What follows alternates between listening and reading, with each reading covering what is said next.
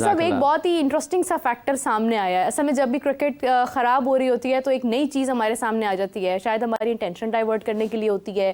میں نے ایک چھوٹا سا نام دیا ہے, آپ اس نام میں مزید نکھار پیدا کر سکتے ہیں. مجھے ایسا لگ رہا ہے یہ کنیکشن کیمپ ایک کنفیوژن کیمپ ہے. حافظ صاحب آپ کیسے دیکھتے ہیں, کیا ہمیں ابھی اس وقت چیمپئنز کپ کے دوران تمام پلیئرز کو وہاں پر بلا کر, جس میں کوئی نیا پلیئر نہیں ہے, ان کے مسائل کو حل کرنے کے لیے کیا یہی ایک مناسب وقت تھا جہاں پر کنیکشن کیمپ لگانے کی ضرورت تھی؟ دیکھیں بات یہ ہے کہ اگر آپ کنیکٹ کرنا چاہ رہے ہیں کچھ, تو پہلے یہ تعین کریں کہ ڈسکنیکٹ کہاں پر ہوئی ہیں.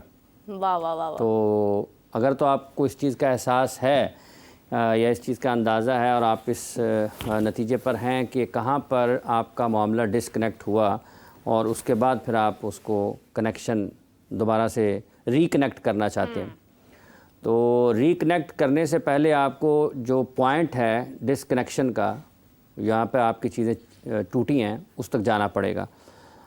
تو اگر آپ اس کنیکشن کیمپ کا ذکر کرتے ہیں جس میں پاکستان کرکٹ بورڈ کے ٹاپ آفیشلز موجود تھے, پاکستان ٹیم کے کھلاڑی جو کہ کھیل رہے ہیں گزشتہ, اس میں کچھ نئے بھی تھے, کچھ ایسے ہیں جو کافی وقت سے پاکستان کے لیے کھیل رہے ہیں, وہ بھی موجود تھے. تو یہ سارے لوگ تو اس عمل کا حصہ ہیں جس کی وجہ سے آپ یعنی کہ کھلاڑیوں کی خراب کارکردگی ایسی ہے کہ جس کے اوپر آپ ان سے پوچھ سکتے ہیں کہ آپ کے کیا مسائل ہیں. جو کھلاڑیوں کو منتخب کرنے والے ہیں یا ان کے کھیل کے حوالے سے متعدد اور مختلف فیصلے کرنے والے ہیں, آپ ان سے پوچھ سکتے ہیں کہ ان کے کیا معاملات ہیں. اور پھر جو ان کی تجاویز ہیں جو کھلاڑیوں کو ڈیل کرتے ہیں براہ راست پاکستان کرکٹ بورڈ کے چیئرمین تک جو چیزیں جاتی ہیں, پھر آپ ان سے پوچھ سکتے ہیں. تو یہ ایک سیڑھی ہے.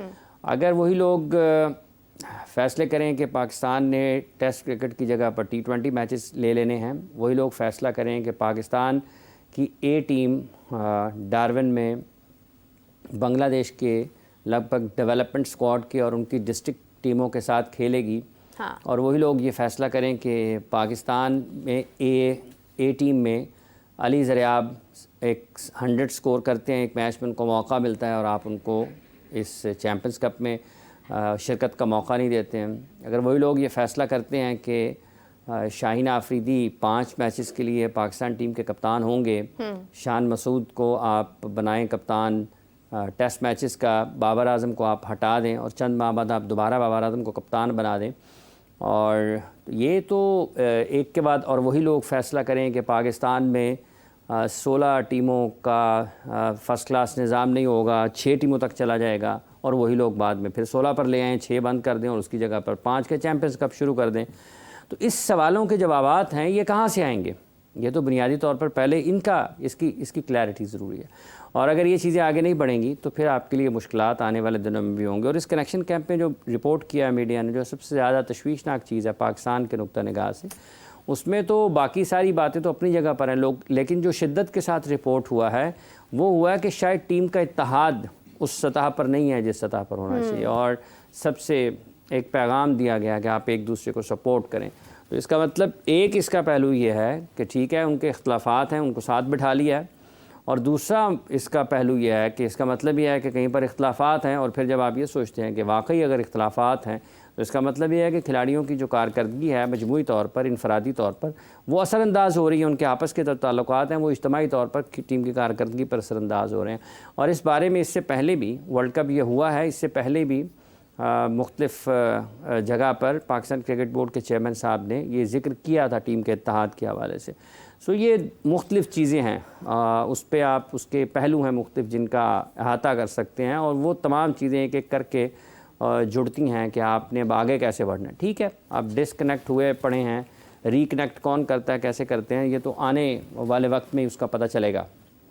بالکل صحیح بات ہے. حافظ صاحب دیکھیں, اگر ہم دیکھتے ہیں جس کا ذکر بھی آپ نے کیا, بہت دیر سے یہ مسائل تو چل رہے ہیں نا. اگر ہم دیکھیں, ہم ورلڈ کپ ہارنے کے بعد بھی سرجری کی باتیں سامنے آئیں, پھر بھی کچھ نہیں ہوا, پھر کہا گیا ہمارے پاس پلیئرز نہیں ہیں, اب چیمپئنز کپ ہو رہا ہے, اس کے اندر بہت ساری چیزیں جو ہیں واضح ہو رہی ہیں, نمایاں ہو رہی ہیں. شاہین آفریدی پر اور ان کی جتنی بھی پلینگ 11 تھی اس کے اوپر جو ہے وہ ایک فائن جو ہے وہ لگایا گیا according to the code of conduct کے سلو اوور ریٹ جو ہے وہاں پر ہے.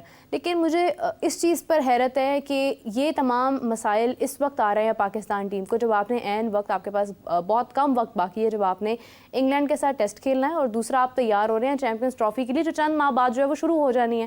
ابھی اگر ہم یہاں پر ان مسائل کا شکار ہیں تو حافظ صاحب کون ان کو بہتر کرے گا؟ کون سی امید ایسی جو ان مسائل کو حل کرے گی اور ہم آگے پرفارم کریں گے؟ دیکھیے سلو اوور ریٹ تو ایسا مسئلہ نہیں ہے، یہ ٹیموں کو مختلف، دنیا کی مختلف ٹیموں کو مختلف وقتوں میں ہی ہو جاتا ہے. سلو اوور ریٹ کوئی ایسا مسئلہ نہیں. اور چیمپئنز ٹرافی کی جہاں تک تیاریوں کا تعلق ہے، دیکھیں آپ کے پاس پلیئرز آ رہے ہیں کہ آپ کن کو لے کر جانا چاہیں گے آگے. جیسے طیب طاہر نے پرفارم کیا ہے، کامران غلام نے پرفارم کیا ہے، ٹھیک ہے. عمر امین کو جب موقع ملا ہے پچھلے میچ میں، وہ بھی مین آف دی میچ رہے تھے مڈل آرڈر میں، ٹھیک ہے. آپ کے پاس آپ کے فاسٹ بالرز حسنین نے جیسے وکٹیں لی ہیں، تو آپ کو اپنی ری تھنک نظر ثانی کا تو آپ کو موقع ملا ہے. لیکن چیمپئنز ٹرافی کافی آگے ہے.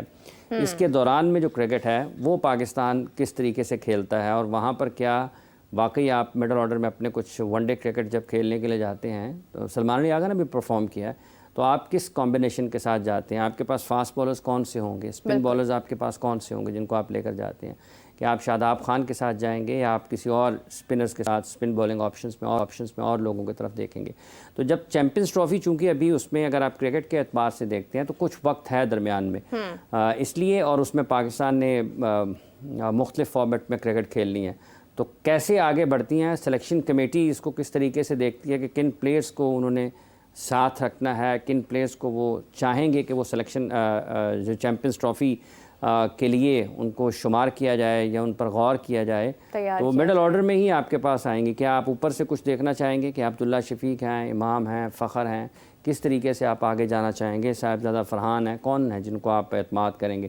تو بڑا ٹورنامنٹ ہے، اس میں عمومی طور پر ٹیمیں جاتی ہیں، کچھ سینئر کے اوپر زیادہ انحصار کیا جاتا ہے.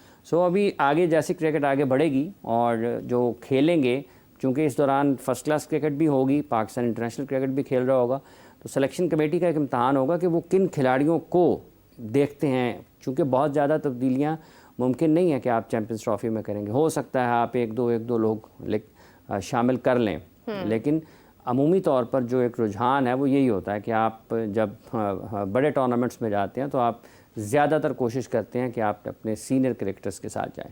بالکل صحیح بات ہے. حافظ صاحب ٹیسٹ اس کے بعد شروع ہونا ہے انگلینڈ کا اور پاکستان کا.